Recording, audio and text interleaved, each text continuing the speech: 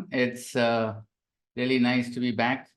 So we're going to talk about 10 steps, and these are the 10 steps I'm going to cover in this next 30 minutes. So the first starts with assessment, then pain management, wound care, mobility and physiotherapy, hydration and nutrition, post-operative medications, monitoring for complications, patient education, psychological support, and discharge planning. So if you see 7 out of 10 is actually core hospital practice.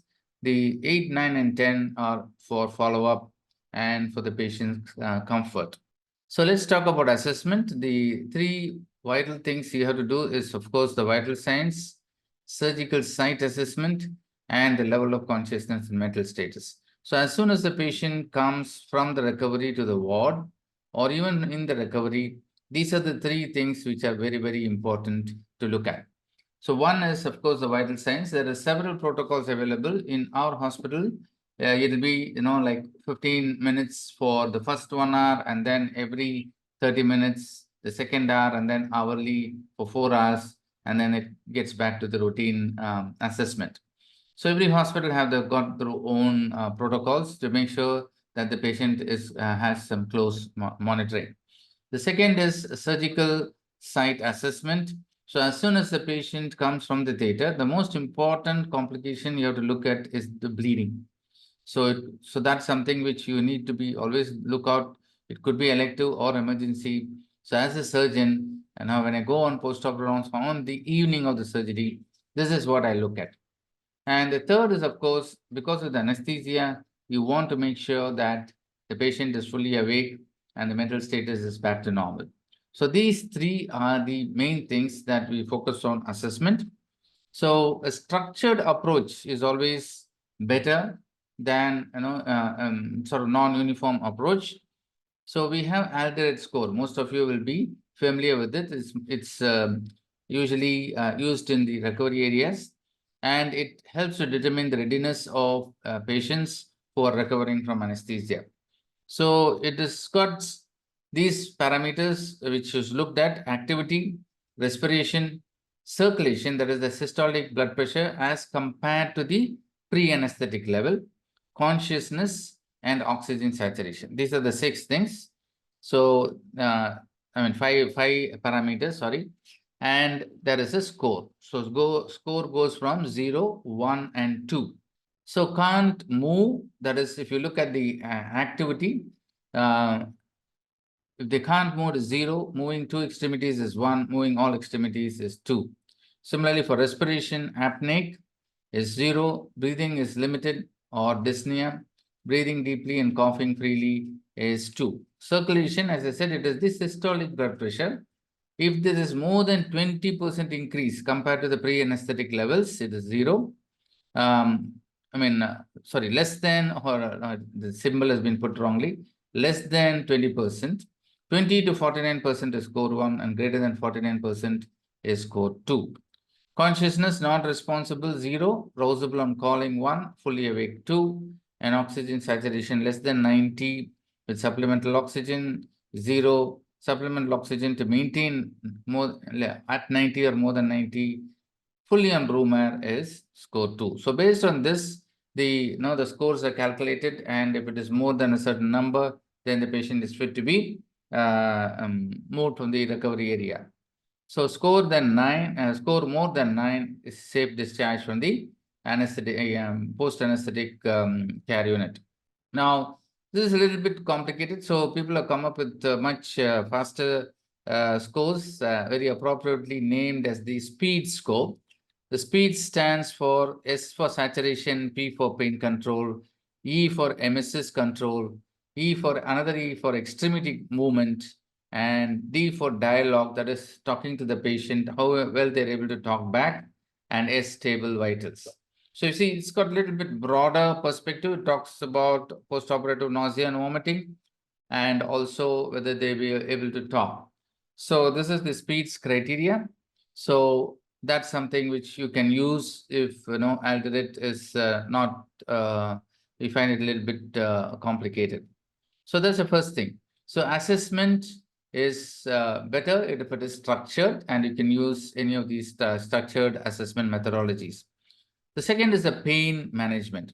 So as a surgeon, there are two things I am always looking at when I have operated on a patient.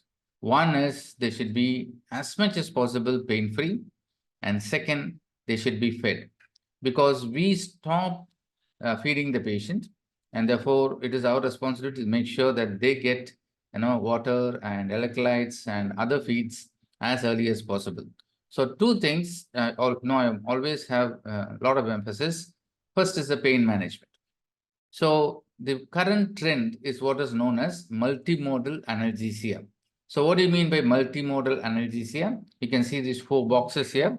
So one is preemptive analgesia. Preemptive analgesia says even before the patient experiences pain, the patient may be under general anesthetic, but the nociceptors they're known as nociceptors, when you make an incision, send a signal of pain to the brain. So if we are able to give a local anesthetic to that area before we make the incision, then these nociceptors do not send the signal to the brain. So that is known as preemptive analgesia. That's the basis of preemptive analgesia. Then you also have to look whether there is possibility of giving regional anesthesia in addition to other aspects. Systemic pain, either orally or parenterally. And the fourth is tailored. That's a new concept. Tailored, and I'll talk about it. That is what is now known as procedure-specific guidelines.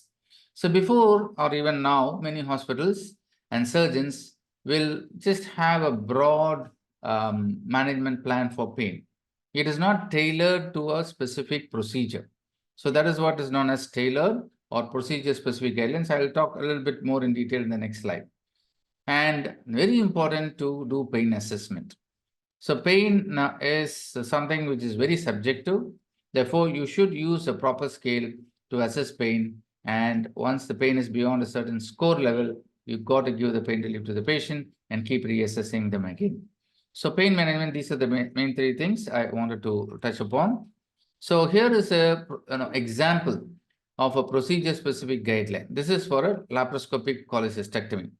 So what is advised is, after the surgery, you give a combination of paracetamol and NSAID or COX-2 inhibitors.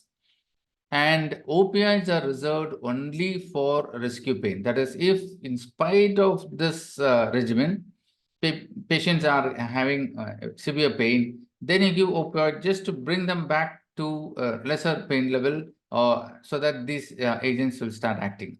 So no routine opioids after laparoscopic surgery. And very important, as I said, preemptive analgesia. Paracetamol and NSAID should be given along with dexamethasone in the preoperative phase. So you can see the level for evidence is quite good, grade A evidence for preemptive analgesia. Then you also give surgical site local infiltration. So all the port sites, we will infiltrate, in the area where the nerves are running, that is between the internal oblique and the transverse abdominis, and preperitoneal space. And finally, low pressure pneumoperitoneum has shown to cause less pain. And post-procedure lavage and aspiration of pneumoperitoneum also could be done to take away the blood and other things which could irritate the peritoneum. So you see, this is the procedure-specific guidelines. So particularly for laparoscopic cholecystectomy, you need to do all these things. So that is why it is also known as multimodal analgesia. Okay, so very important to talk about all these things. So preemptive analgesia, the regional anesthesia, the avoidance of narcotics, all these things come into procedure-specific guidelines. Now, about pain management, I think all of you, it's very basic, but still a lot of mistakes happen. So the most popular one is the Wong-Baker's Faces Pain Rating Scale, initially introduced for the pediatric age group, but now it is used for the whole population. Basically, it has got a smiley face on the left, which has got no pain, and a crying face on the right, which says the pain is the most. And in between, there are several gradations of pain which you ask the patient. So there's a lot of confusion. Now, I take a lot of classes about pain assessment, and I'll ask, how will you assess it? Many times, or almost most times, the answer will be, I will look at this face and then look at the patient's face and see which matches. This is a major misunderstanding about the scale. And this is not only in India. If you read articles about this scale, it is prevalent all over the world because people think that these faces are there to be compared with the patient. Totally wrong. Okay, so let's take an example how a nurse, I don't know whether I have shared the sound. Let me just come out of the presentation and share the sound so that we can hear the video. Let's play this. Thank you, Angelica, for letting me listen to your heart and to your tummy. I know that you're in here because of your cough. Now, if your chest had a face on it, what would you say that your chest face would look like? Does it hurt? Would it have a happy face or a sad face? Okay, so you're not hurting anywhere on your chest? How about your tummy? How does your tummy feel? It feels happy? It feels good? Okay, thank you. Right. As you can see, the faces there are guide for the patient, no, so that they could sort of empathize or not sort of connect with that particular face and say where it hurts. As I also told you before, this was mainly developed for the pediatric age group, but now they find it is quite useful in the whole population. So what you should not do is not use a pain scale on an unconscious patient, obviously, because they cannot do this. Don't compare the face of the patient with the faces on the scale. It's not your job. It's the job of the patient to do that. And don't delegate this assessment to a third person because it is very important to understand the way it is done and the way it should be explained to the patient. And you should not use words like, is it mild pain, moderate pain? No, you don't want to do that. You just say, is this, no pain, a little bit more pain, or more painful than that? You just keep telling in gradations. Or is it the worst pain you had in your life? Don't compare it with other pain. Like, is it like headache or is it like labor pain? Because everybody's pain is subjective. So you only have to mention, is this no pain or little bit more pain than that? You just go by gradations and ask them to choose the phase which actually, or which will represent the particular pain they're having at that moment. So that's very important to understand about pain assessment. So the third is wound care.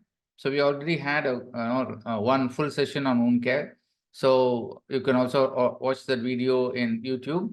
So first thing is clean wound care, wash your hands, disinfect the skin always. So whenever you do wound care, it is important to disinfect the skin around the surgical wound. Use betadine or chlorhexidine because disinfecting the skin around prevents infection from getting inside the incised wound. And always use clean or sterile supplies depending upon the type of wound. The second concept is known as undisturbed wound care. Again, a new concept. I'll explain that in the subsequent slides. And monitor for infections. Very important. So you've got to see whether there's any signs of redness or swelling. And if it is, just early removal of 1 or 2 stitches and draining these small collections will prevent a full-blown wound infection. So very important to keep a close watch to monitor for the infections. Managing drains and tubes, again, nasogastric tube, urinary catheter, and various surgical drains. The same rule applies. Remove them as early as possible. Okay, as early as possible. You need to, the more early you remove the drains, the more early the recovery, less the post-operative complication. It has been proven beyond doubt. So whenever the patient has got a tube, every day on the rounds, ask if this can be removed and make sure that there is no unnecessary tubes sticking out from the patient.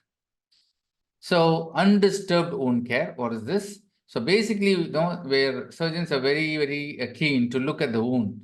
So after surgery, and when I go on rounds, I'll say, hey, can I have a look at the wound? But it creates a lot of problems for the patient and to the wound. One is every time the dressing is removed, it is very painful for the patient. And second, when you remove the wound, there is disturbance to the wound and the wound gets exposed to the atmosphere. Okay, so but very important to choose the right wound. You don't want to do undisturbed wound care on a very infected wound. I'm talking about clean surgical incisions for which a dressing has been done. You don't need to remove the dressing till the third or the fourth day. Absolutely not necessary, unless there is probably some stainage in the of blood, or you're suspecting some infection. You just leave it undisturbed. It is gentle for the patient. There is no pain, and also the wound, undisturbed wound, heals well. So okay, so wound bed preparation is very, very important. This is for chronic wounds, but what I'm trying to make the point is that you've got to use undisturbed wound care on clean wounds which there is no signs of infection. And you also need to put a dressing which will give a moist wound environment and allow it to breathe. There are several modern dressings which will do that. So, and also, in our country, gauze or G-pad also allows breathing from through the atmosphere, through the dressing. So you can use that. Okay, so as I said, advantages are avoids tissue trauma and pain and can be applied to most surgical wounds. So undisturbed wound care is something you can try.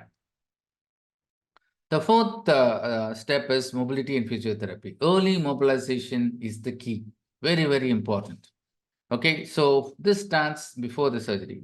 You've got to have a counselor who talks to the patient and asks them to be as mobile as they are physically possible for them before the surgery. And after surgery, early mobilization. How do you mobilize them early? First, make them sit up to eat and drink within 2 to 4 hours of surgery. And within 6 hours of surgery, you need to get them out of bed. And as I said, the earlier you remove all those drains and the catheters and nasogastric tube, they'll also be wanting to get out of bed. Because if these tubes are there, the patient feels that they are a patient and they will be lying in the bed. So all these three things are important to hasten the early mobilization. And in patients who are fit enough, you can also start giving them some challenges like proprioception. You can make them stand on one leg and also one foot behind the other. So this gives them confidence before they go home that they'll be able to walk. Otherwise, they'll be asking questions, sir, can I get out of the bed? Can I climb the stairs? All these things. So when you give them confidence, you make them go around the ward, make them climb a flight of stairs in the hospital, they feel much, much confident before they go home. So it has been shown beyond doubt, mobility, early mobilization reduces the length of stay, post-operative pulmonary complications and morbidity. So this is very, very important. Hydration and nutrition, as I said, we keep the patient nil per oral, and we may probably, the anesthetists make sure that they get enough fluids during the theater. But after they come to the ward, it's very important we focus on them, both fluids and electrolytes. Keep monitoring the renal function to make sure that they're getting adequate. More important than renal function is the urine output. So early feeding also helps in hydration and nutrition. And when there is a choice between enteral and parenteral nutrition, always go for enteral. It is physiological and again has been shown beyond doubt that it reduces complications and improves the outcome for the patient. So unless the gut is absolutely contraindicated, you should use the enteral route. Either the patient should eat or you should put a nasogastric or nasoenteral tube and feed the patient. And in deciding when to start feeds, again, it's very arbitrary. Okay, I will go on rounds and I'll say, okay, can this patient eat? I make the assessment because, with so many years of experience behind me, I'm maybe right 7 to 8 times out of 10. But the remaining times the patient will have vomiting and then we'll stop feeding them, go back and come. So instead of that, you could have a scoring system which will help everybody right from the nurses to the junior doctors. This is known as I-FEED scoring.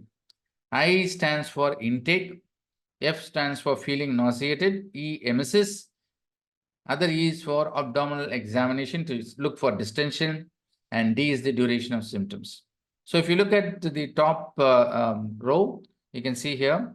So this is the 0 score. So they're tolerating oral diet, no nausea, no emesis, no distension for 24 hours, no problem.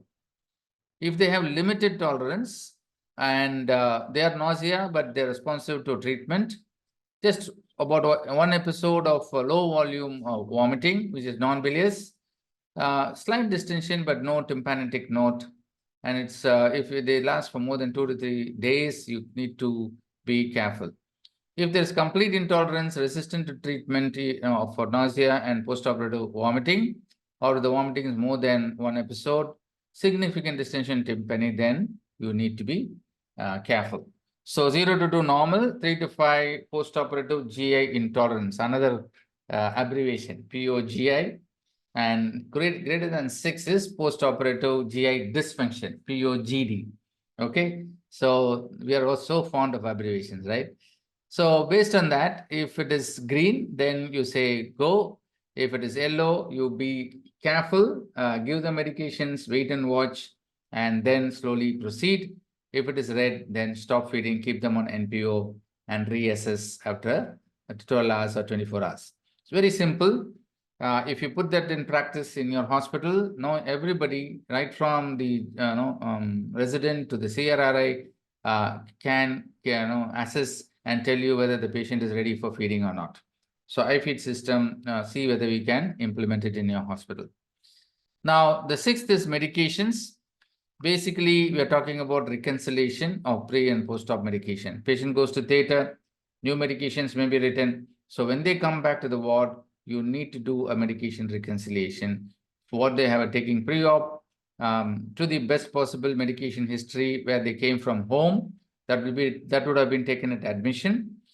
Compare that and then write the order so that no drugs are missed, there is no duplication or any errors happening. The second is timely medication administration, especially critical for antibiotics. So the immediate post-op is very important that even for prophylactic, you give the dosages in the correct hour in the first 24 hours. So timely medication administration and adequate analgesia. As I keep pointing out, it is some people are very casual. Oh, after surgery, you will have pain. I think that's not the right attitude. It is our responsibility to make sure that the patient is as pain-free as possible. Use several multimodal, as I said.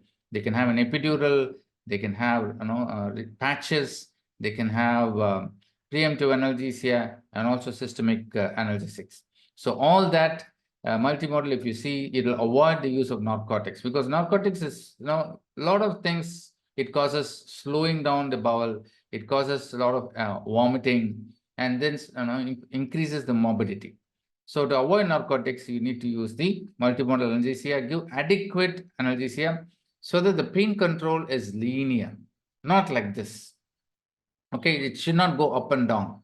It should be a smooth pain control so that the patient knows that this pain is fully controlled. He'll feel confident to get out of bed and mobilize early. The seventh is monitoring for early complications. I'm not going to talk about the whole gamut of surgical complications. What is important in the first few days, early confusion, especially in the first 24 to 48 hours. It could be like to many reasons. One dangerous thing is hypoxia. It could also be because of a full bladder. So when a patient is confused, don't think that it is probably because of the drugs or some other reason. Check, examine the abdomen, make sure that there is no overdistension in the bladder, and check the saturation. Very important. Postoperative nausea and vomiting is another known complication.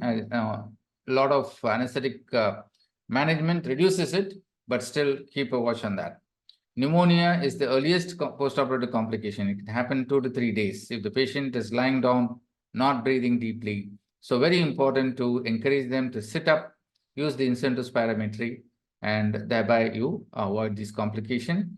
As I said before, look out for bleeding in the early postoperative days. Paralytic ileus we already dealt with in the feeding, so that is also you have something to look out.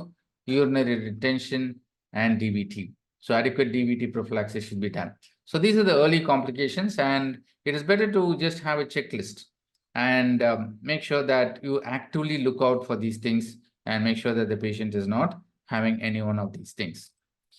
Yes, coming slowly to the fag end of the 10. The 8 is family and patient education. So this education has to start in the preoperative care. This is something which I am also in our hospital also we are guilty of not doing it completely. So we need to start early. In the preoperative phase, very important to teach them deep breathing exercises, that they will not be fed, when they should stop eating before the surgery. Hygienic measures, just general hygienic measures, what are the medications they should be taking or stopping, and what will happen to the bowel movement. Especially in India, we are so particular about bowel movement. If it doesn't happen for a day, we all become very depressed, right? So we have to talk to the patient about it. So this only takes 5 minutes. So preoperative care, you have to get yourself, the surgeon, or someone to talk about these things. So that is preoperative education. And this is a fantastic concept. Now I came across this. Make a video of the operating room visit. About patient being wheeled into the operating theater, how they'll be waiting in the recovery. Because I had surgery myself. It is pretty stressful, right? So if they get to see the video, then it becomes a little bit familiar for them, unless it is unknown. When the theater door opens, they don't know what is inside that. So give them a sneak peek of how the operating room is, and how after recovery they'll be held in the recovery room. So this video can be just as short as 1 minute or 2 minutes. So it clears up a lot of doubts for the patient. Then you can talk about medications and instruments that we use in the theater, the anesthesia machine, the mask which will be put on them, and the common medical instruments you can which they will see. You can talk about that. And finally, post-operative care, again, emphasize on the breathing exercise using the incentives parameter. So as I said, the incentives parameter should be taught preoperatively. Then post-operative diet, you should have education, early ambulation, continue the hygienic measures, continue talking about the elimination pattern. So tell them that they have not had any food for the last 1 day, so it is okay to miss a day of elimination. So all this education should be given. So that is the patient and family education. Finally, psychological support important. So encourage open communication. So I think times have changed a lot, where the surgeon not just used to come, and now I've been visible, seen that in my when I did my post graduation, all that. There's no open communication here nowadays. We sit and talk to the patient and make sure they are also able to communicate with this openly. And always engage the patient and include the family in the psychological support. And surgeries like breast surgery, plastic surgeries, where there could be body image or confidence issues, very important to recognize these things and talk to the patient and family about these things. So that's the psychological support. So finally, the 10th is discharge planning. We keep telling this, but how many of us actually do it? Discharge planning starts at the time the patient gets admitted. So early discharge planning, involve the patient and family, give comprehensive discharge instructions. So every patient who walks out of the hospital should have a printed discharge summary in hand. That is the gold standard. We are still nowhere near that. We still keep writing prescriptions in hand and giving to the patient. So this discharge summary should have all the course of the hospital, and also when to get follow-up care, and also when and how to obtain emergency or urgent care. So you should know, and it should be again just like pain, which is procedure specific analgesia. This discharge instruction should be procedure specific. For each and every surgery, it should be specific, not generally say pain, bleeding, ring this number. No, you've got to specifically say, and now it is so easy. You go to WebMD or any of these sites, these procedure specific discharge advices are available, and it's public, there's no charge for that. So try to copy it, adapt it to your hospital, and give each and every patient procedure specific discharge guidelines. So I will end with this concept of enhanced recovery after surgery. It is now popular among most surgeons, and it is something which is trademarked, ERAS, enhanced recovery after surgery. So basically, you could adapt it, but all the 3 phases of surgery, there are certain things to do, and that will enhance the early recovery after surgery. So in preoperative phase, you have to take care of the nutrition, rehabilitation, make them that, they are, as I said, early mobility and all the physical and physiotherapy is given before the surgery, patient education, counseling, smoking and alcohol cessation. It has been shown that, even stopping smoking just 6 weeks is ideal, but even 48 hours before actually prevents pulmonary complications. Multidisciplinary team approach, cardiopulmonary assessment, venous thromboprophylaxis, and then adequate advice on preoperative fasting and also carbohydrate-rich loading. It has been shown that taking two good these sport drinks like Gatorade and all those things prior to surgery actually improves the recovery. So high carbohydrate diet prior to surgery does help. It has been proven in studies. Intraoperative surgical approach very important, gentle handling of tissues, anesthetic management, perioperative fluid management, prevention of hypothermia, sugar control. These are the gold standards of intraoperative care. And then post-operative, I keep telling this again and again, early mobilization, early removal of drains, early enteral feeding, adequate perioperative pain control, nausea and vomiting control, and sugar glycemic control. So this is, as you can see, is again a lot of things to do. But if you do all these things, then the patient recovers early, not only in the early recovery phase, they get back to normal life and to work earlier. So very important to focus on all these three aspects, and this is enhanced recovery after surgery. So ladies and gentlemen, that brings me to the end of my talk. So these are the 10 steps. I hope it was useful for you, right from assessment to discharge planning. So that's what we have covered in this webinar. Thank you so much again for your listening, and we will see you next week. Bye.